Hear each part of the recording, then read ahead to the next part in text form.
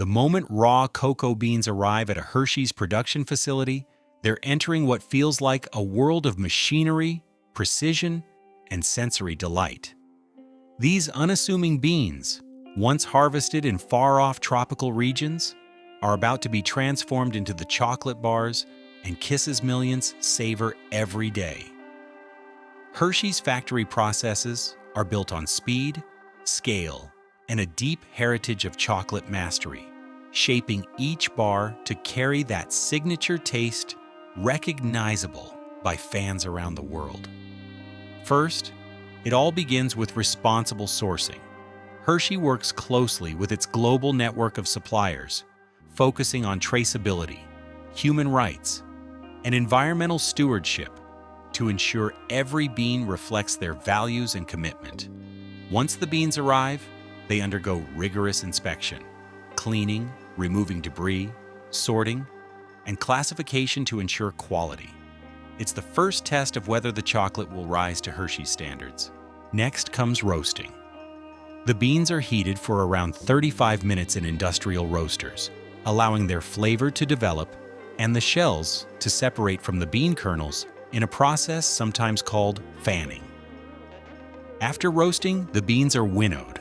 Light airs blow away the brittle shells, leaving behind edible nibs, which are still raw and awaiting transformation. These nibs are then crushed between heavy steel rollers, releasing cocoa butter and creating a thick liquid known as chocolate liquor. This liquor may later be separated into cocoa solids and butter, but for Hershey's milk chocolate, it becomes the foundation. Here's where industrial scale meets craftsmanship. Not just machines, but taste continues to guide the process. That guiding force includes the legendary conching rooms, massive vats where chocolate is mixed and kneaded continuously for hours, or even days, until it reaches its velvety texture. Traditionally, granite rollers drag chocolate across stone beds in huge scent-filled rooms, a friction-generated process that refines flavor, eliminates volatility, and achieves that silky sweetness Hershey's is known for. Then the signature Hershey flavor emerges. Milton Hershey's breakthrough was using fresh milk, not powdered milk, in mass production, a risky approach at the time. The unique tangy note of Hershey's milk chocolate is linked to its proprietary process that generates butyric acid, giving it a distinctive taste Americans immediately recognized and loved. With flavor perfected, the chocolate moves into refining and tempering. Tempering is a precise process that cools and heats the chocolate to form stable cocoa butter crystals, granting that glossy finish and satisfying snap we expect in a bar. Finally comes molding and packaging. The liquid chocolate is poured into molds, whether that's the classic bar or the kiss, and cooled until firm. Automated wrapping machines swiftly encase each piece in foil or packaging, readying them for shipment. Once packaged, the chocolate heads to storage, then bundles onto pallets, onto trucks, then shipped globally, from Hershey's factories in Pennsylvania, Virginia, Mexico, Brazil, India, and more, to distribution centers and retailers. Behind all this is a vast industrial operation, but it's rooted in craftsmanship and taste.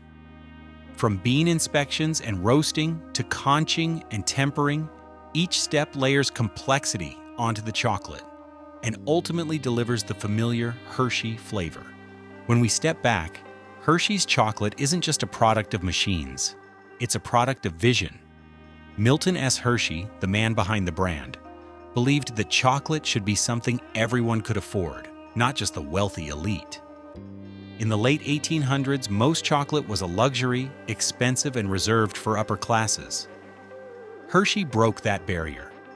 After experimenting with caramels and then milk chocolate, he struck on an affordable way to mass-produce bars that still tasted rich, creamy, and indulgent. In 1900, the very first Hershey's milk chocolate bar was sold, and in many ways, it was the beginning of America's love affair with chocolate. Workers at the Hershey plant often describe the factory as a living organism, The heartbeat is the constant hum of conveyors, mixers, roasters, and wrapping machines. The aroma of chocolate fills the air. It's thick, almost sweetly overwhelming. Old accounts describe that people living in Hershey, Pennsylvania, could smell the chocolate outside the factory, especially on roasting days. The town itself was part of Milton Hershey's vision, a community built around the factory, with homes, schools, parks, and cultural centers designed for employees. It wasn't just about making chocolate, it was about making a way of life. Inside the plant, a worker once explained that the most fascinating part isn't the size of the machines, but the synchronization. Imagine thousands of gallons of liquid chocolate moving through pipes, flowing into molds, cooling, setting, wrapping, without ever losing rhythm. If a single step falters, the entire chain has to pause. For example, if the tempering process is even slightly miscalibrated, the chocolate won't have that shiny finish. If wrapping jams, thousands of kisses could get held up. The precision required is staggering. Historically, Hershey's innovations weren't just mechanical, they were chemical. The decision to use fresh milk and to develop a process that stabilized it changed chocolate forever. It gave Hershey's that instantly recognizable, tangy sweet flavor profile. While European chocolates leaned toward rich, smooth, and sometimes darker flavors, Hershey's became the taste of America. If you've ever wondered why Hershey's Kisses are called kisses, the story goes back to the sound the machines made when dropping a dollop of chocolate onto the conveyor. Workers said it sounded like a kiss, a little smooch against the belt. And the name stuck. That tiny paper plume, known as a niggly wiggly in official Hershey terminology, was added in 1921 to help unwrap the candy easily. Today, that plume has become so iconic that Hershey actually trademarked it. Imagine that. Something as small as a paper strip is legally protected because it's now part of chocolate history. The Hershey Company also holds a fascinating place in American culture. During the Great Depression, while many businesses cut back, Milton Hershey actually expanded. He funded construction projects in his hometown to keep people employed. Schools, parks, theaters, and even a grand hotel were built, not because they were strictly necessary for chocolate making, but because Hershey believed in uplifting his workers and community. This was more than chocolate. It was social responsibility before that phrase even existed. The war years brought another twist. In World War II, Hershey created a special D-ration bar, a high-calorie chocolate designed to withstand extreme heat without melting, meant to sustain soldiers in battle. These bars weren't exactly tasty. Many described them as waxy and bitter, but they were durable, compact, and life-saving.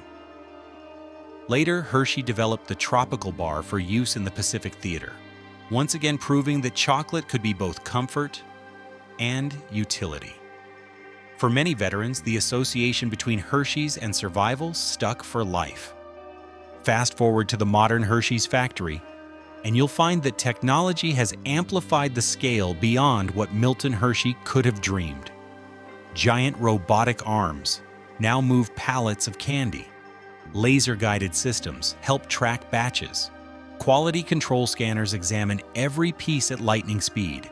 Yet, remarkably, many of the processes, roasting, conching, tempering, still follow the same logic from over a century ago. It's this balance of tradition and innovation that makes Hershey unique. Take roasting, for example. Cocoa beans arrive in massive burlap sacks from Ghana, Ivory Coast, and other regions. Each bean variety carries subtle flavor differences, so the art of blending is critical. Hershey's roast profile is carefully designed to preserve its signature tang, and unlike small artisanal chocolatiers who may focus on single-origin beans, Hershey strives for consistency. A Hershey bar in 1950 should taste the same as one in 2025. That's the brand promise. Achieving that means constant calibration, frequent testing, and decades of accumulated knowledge about how to treat cocoa. Then there's the mixing of chocolate with milk. Hershey's milk chocolate has a slightly different flavor than European counterparts, often described as having a yogurty or sour note. That's because Hershey uses a process called lipolyzed milk, where milk is partially broken down before being combined with cocoa. This process creates unique flavor compounds, giving Hershey chocolate its recognizable tang. Some people adore it, others find it unusual compared to Swiss or Belgian chocolates, but it's precisely that difference which makes Hershey instantly identifiable in a blind taste test. The molding stage is another wonder. Imagine river-like streams of glossy chocolate pouring into bar molds, each groove forming the breakable squares we know so well. Those molds are vibrated rapidly to knock out air bubbles, ensuring a smooth texture. Cooling tunnels, long and meticulously temperature-controlled, then solidify the bars into their final form. After cooling, the bars slide into wrapping machines that work with almost hypnotic precision, wrapping hundreds of bars per minute, cutting, sealing, and stacking them faster than the eye can follow. But Hershey's isn't just about bars and kisses anymore. The factory also produces Reese's, Kit Kats. In the US, Rolo, Almond Joy, and countless seasonal shapes, from chocolate bunnies at Easter to pumpkins at Halloween. Each requires slight tweaks in molding, wrapping, and packaging. For example, making Reese's involves depositing just the right amount of peanut butter filling before encasing it in chocolate. Too much filling, and the cup bursts. Too little, and customers feel cheated. Hershey has perfected this delicate balance. Walking through a Hershey's plant, visitors often marvel at the sheer sensory overload. The sound of conveyors rattling, the clank of machinery, the scent of roasting cocoa. It's overwhelming. Employees often joke that after the first week, they stop craving chocolate because they're surrounded by it all day. But many admit that the smell of fresh conched chocolate never loses its charm. Some workers even claim they can tell what product is being made just by sniffing the air. Bars smell slightly different from Kisses, and Kisses smell different from Reese's. When people think of Hershey's, they often imagine the classic milk chocolate bar. But what many don't realize is how many variations and spin-offs have emerged over the decades. Take Hershey's Cookies and Cream, for example. Unlike traditional chocolate bars, it doesn't use cocoa solids for its flavor. It's actually white creme, filled with crunchy cookie bits. When it was introduced in the 1990s, some skeptics doubted it would succeed, but it became a bestseller. The process of making it is different too. Instead of mixing cocoa liquor, the factory combines milk-based creme with cookie crumbs, then molds and cools it just like traditional chocolate. It's a testament to Hershey's willingness to innovate while keeping production efficient. Another modern marvel of the Hershey factory is the seasonal lineup.